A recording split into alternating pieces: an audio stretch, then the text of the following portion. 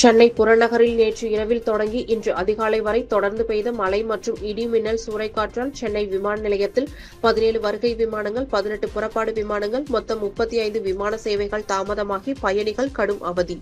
சென்னை மற்றும் புறநகர் பகுதிகளில் நேற்று இரவில் இருந்து இன்று அதிகாலை வரை விடிய விடிய இடி மின்னல் சூறைக்காற்றுடன் மழை விட்டுவிட்டு தொடர்ந்து பெய்து கொண்டு இருந்தது. இடி மின்னல் சூறைக்காற்று காரணமாக சென்னை விமான நிலையத்தில் விமான சேவைகள் பாதிக்கப்பட்டன.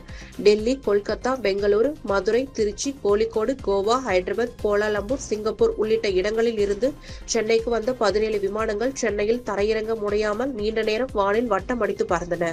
அதன் பின்பு அவ்வப்போது இடி மின்னல் சூறைக்காற்று ஓயும் போது சென்னை விமான நிலையத்தில் தரையிறங்கின.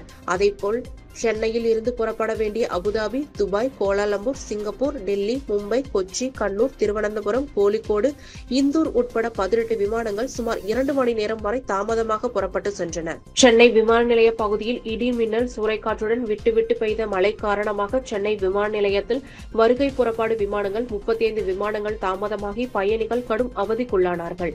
இதுகுறித்து சென்னை விமான நிலைய அதிகாரிகள் தரப்பில் கூறுகையில், இடி மின்னல் சூறைக்காற்று இல்லாமல் எவ்வளவு கனமான மழையாக இருந்தாலும் விமான சேவைகள் பாதிக்கப்படாமல் வழக்கம்போல் இயக்க முடியும்.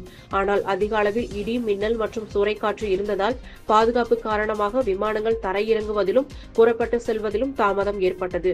இந்த தாமதத்துக்கு இடி மின்னல் தான் முக்கிய காரணம். ஆனால் ஓடுபாதையில் தண்ணீர் போன்ற பாதிப்புகள் எதுவும் இல்லை, சென்னை விமான நிலையத்தில் ஏற்படவில்லை என்று கூறினார்.